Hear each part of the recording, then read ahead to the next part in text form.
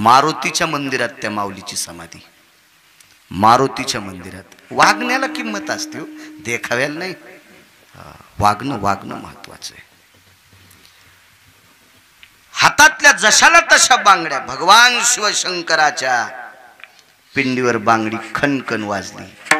म्हणजे पार्वती आई साहेबाला चुडेदान केलं.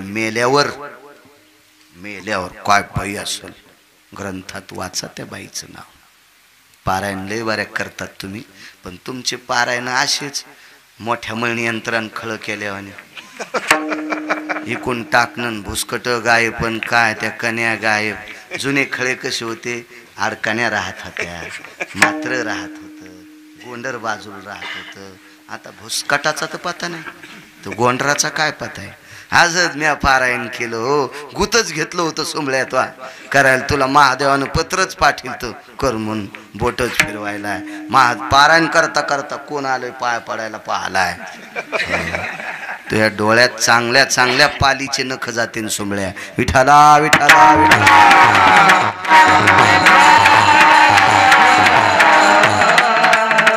एकदम त्याची चौकट म्हणजे धारवाड काटा. धारवाड काटा. जिनच्या पॅन्टीवाल्याला धारवाड काटा नाही कळायचा. मलाही कळत नव्हता, पण वाचवायचा नाद आहे. 2 पारड्यात 2 पानं टाकायचे, वहीचे सारखे पानं, आणि एका पानावर पेनची रेघ मारायची. पेनची रेघ ज्या पानावर मारली ते पारड खाली जाते.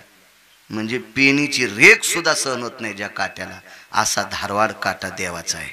येथे नाही खोटा चालत परिहार.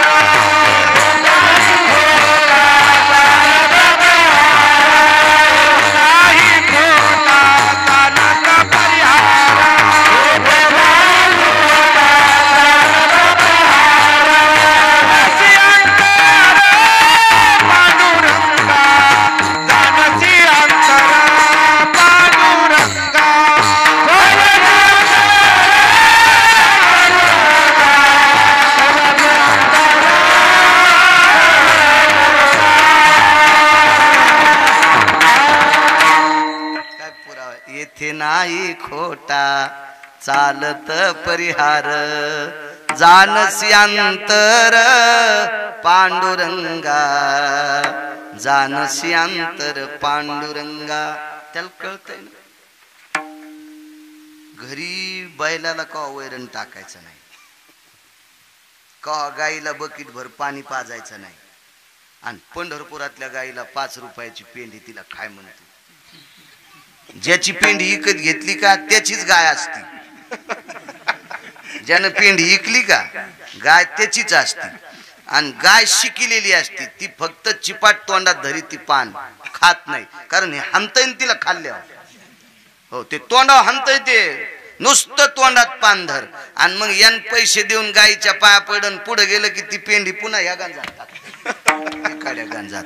आणि पुन्हा म्हणतो मी पंढरपुरात गायीला वैरण टाकली.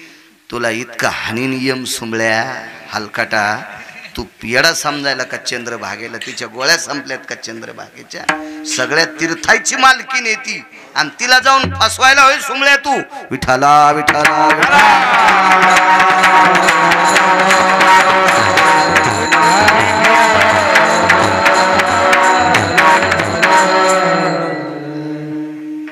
वात्रट माणसं असतात, शेण खाऊ, काही कळत नसतं त्यांना. असो, योग असा आला, भगवान शिवजी प्रगट झाले. एकटे शिवजी नाही प्रगट झाले, आईसाहेब प्रगट झाल्या.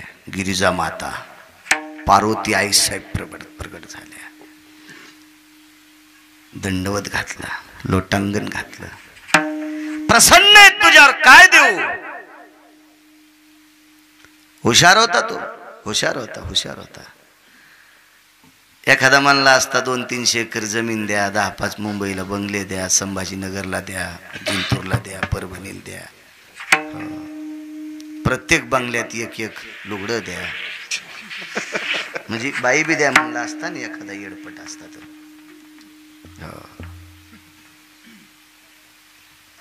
पण ते सात्विक माणूस होता. देवाला विचारलं, देवा तुम्ही माझ्यावर प्रसन्न झालात, काय माग म्हणालात, हे कशामुळे प्रसन्न झालास? तू निष्ठेनं मला चिताभस्म अर्पण करतोस म्हणून मी प्रसन्न झालो. पण ऐकन देवा, आज नियम मोडत होता ना, आज नियम राहत नव्हता, आज नियम मोडणार होता. मग आजचा नियम कोणी पूर्ण केलाय? बांगडी दिसत होती खाली, तर उभ्या असलेल्या गिरिजा मातेच्या डोळ्यातून टप टप टप टप टप टप पाण्याचे थेंब त्या बांगडीवर पडते. आणि जगत प्रभू विश्वंभर भगवान शिवजींना सांगितलं, मालक हिच्यामुळं आजचा नियम पूर्ण झालाय, याची बायको याला परत करा. आणि ती जशाच तशी परत केली. इथपर्यंत ठीक आहे, इथपर्यंत ठीक आहे. पण आता आहे का ती बाई? आता आहे का? नाही. तिला कालांतरानं का होत नाही, पण एके दिवशी जावा लागलं.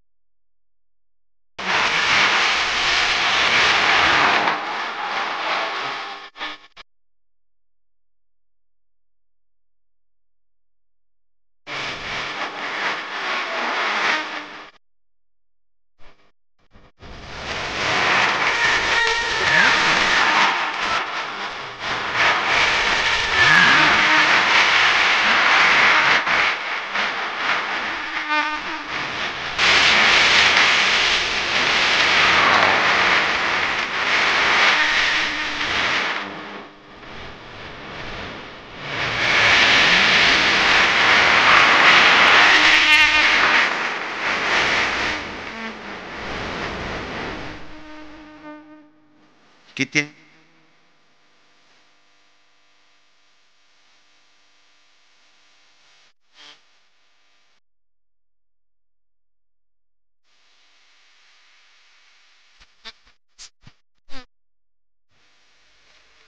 पुढे एक उदाहरण सांग.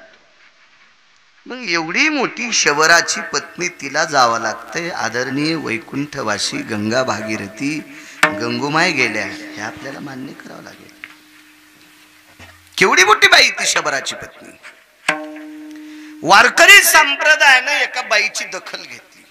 बाई तशी अधिकारीच होती. आळंदीतल्या मालकांनी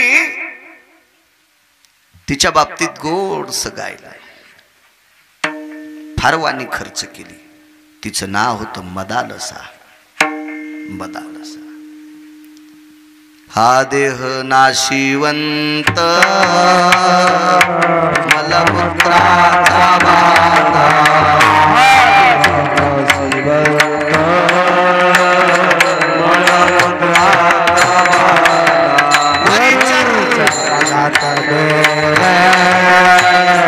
कर्म कटकाचा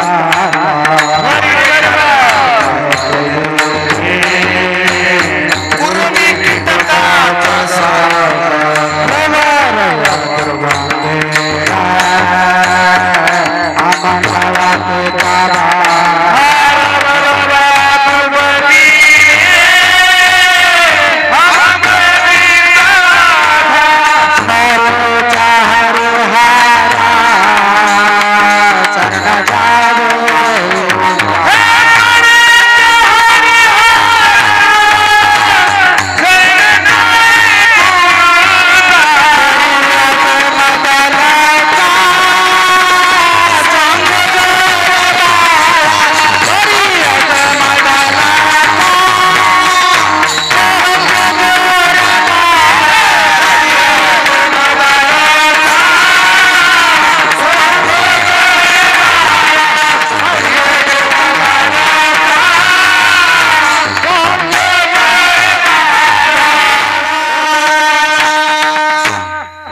हा देह नाशिवंत मलमूत्राचा बांधा वरी चर्म घातले रे गुर्मी कीटकाचा सांधा रव रव दुर्गंधी रे अमंगळ तिचा बांधा स्मरे त्या हरिहरा शरण जाई गोविंदा. कोणाला उपदेश करू लागली माहितीये का? ईदभर पोरग 40 दिवसाचं ईदभर हो 40 दिवसाचं पोरग म्हणजे कसं असेल कल्पना करा. फक्त 40 दिवसाचं पोरग आणि पाळण्याची दोरी वडता वडता रे दे मदालसा सोहम जो जो रे बाळा पाळण्यात वडता वडता ती उपदेश करायची. फार उपदेश. माशिया मोहळे रे रचियेला कंदू. कांदा करतय मोहळाचा मासा ते माशा मोहळाच्या लांबून मध आणत्यात त्या साठवून ठेवत्यात. आपण सुद्धा कमी सासवायलोत का? मी पण तुमचं कशाला इचकायचं? मला पण वाटतं आता इतकी जमीन वाढली अजून पलीकडची व्हाच पुन्हा काढून घालायचं काम पडून वलांड्या खालची नसावा शेजाऱ्यानं चिकावा.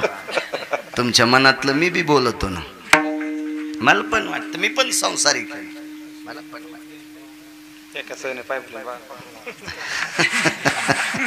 नाही भगवान शिवजीच्या कृपेने फकरू महाराज चांगलंय. तुम्ही बघायले ना रोज बी काय ताण नाही. आता एकच इच्छा आहे ते गाईचं काम मोठं हो. विठाला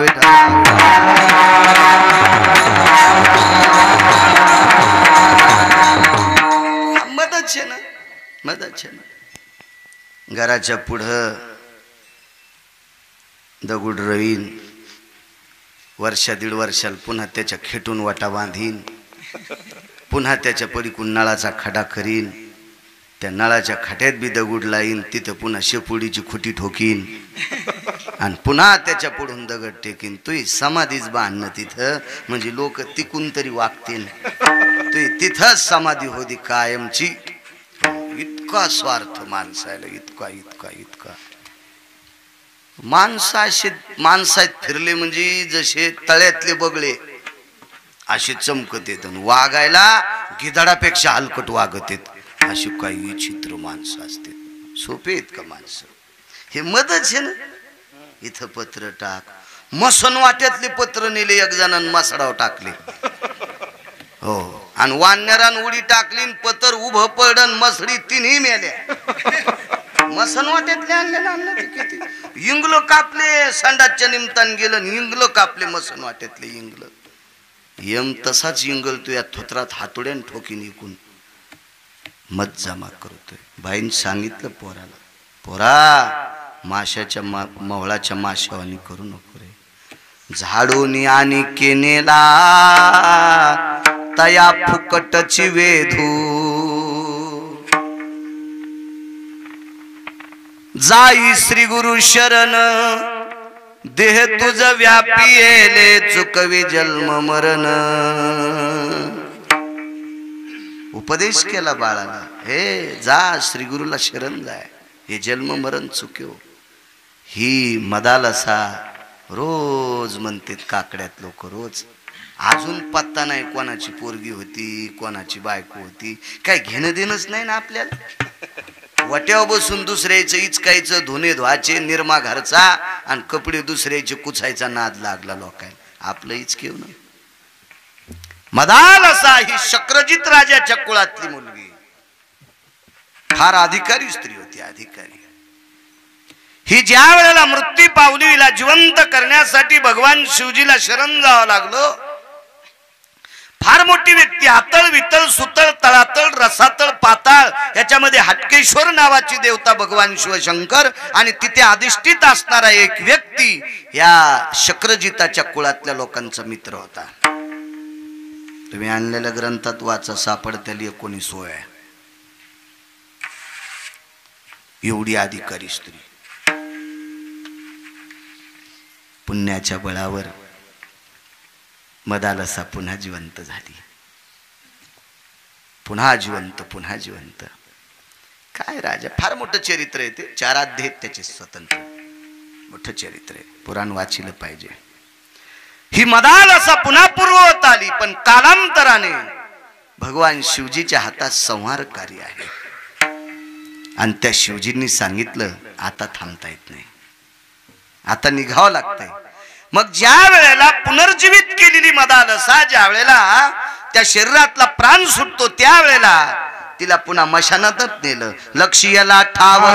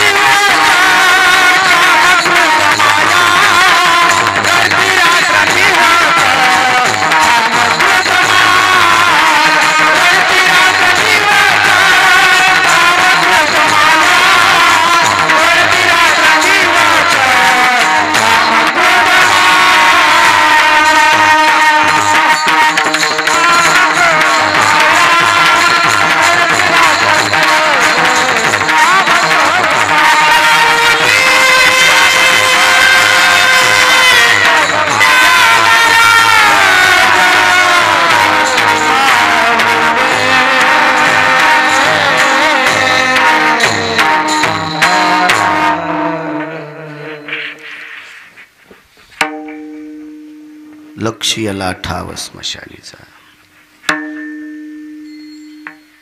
युद्धामध्ये एक पोरग वारलं. वारलं म्हणजे मारलं. इतक्या भीषण परिस्थितीत मारलं. त्याला कुठंच मारलं नाही, फक्त मांडी फोडी त्याची मांडी.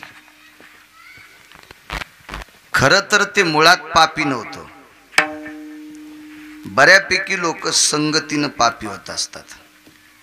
संगतीनं म्हणजे जेवढं जमेल तेवढं संगत नालायकांची टाळली पाहिजे, आपलं चांगलं होत असतं.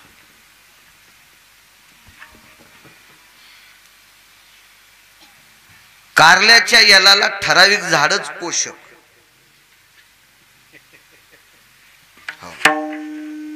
लिंबाच्या झाडाला जर मोहळ बसलं तर खाला पोषक, पण लिंबाच्या फांदीवर जर कारल्याचा वेल गेला तर कोण्या शहाण्याबाईनं कारलं गावरान तुपात गोळा, त्याचा कडूपणा जातच नाही. वेल नाही घालायचं कशावर, चांगल्या झाडावर चांगल्या याच्यावर घातलं पाहिजे. दुर्योधना संगतीनं वाया गेला, संगतीनं. मुळात दुर्योधन एका चांगल्या बाईचं पोरग होता. अहो ती बाई साधी आहे का? त्या बाईनं पंढरपुरातल्याला शाप दिला, तो खरा झाला. पंढरपुरातल्या मालकाला शाप देणारी बाई, बायनं 1 कोटी बायनं बोट मोडून शाप द्या बरं, त्याचं काय होतंय? यायला भाकरी खाताय ज्या नाही ते बोट सुचते मोडू मोडू, त्याचं काय होणार आहे? पण एकटीनं शाप द्याला, एकटीनं. तू काय मै 100 मारितोस का म्हणे? तो एकही जिथं राहणार नाही. हिचे 100 मारले, तिचे 56 कोटी मेले. 56 कोटी मेले तिचे, 56 कोटी.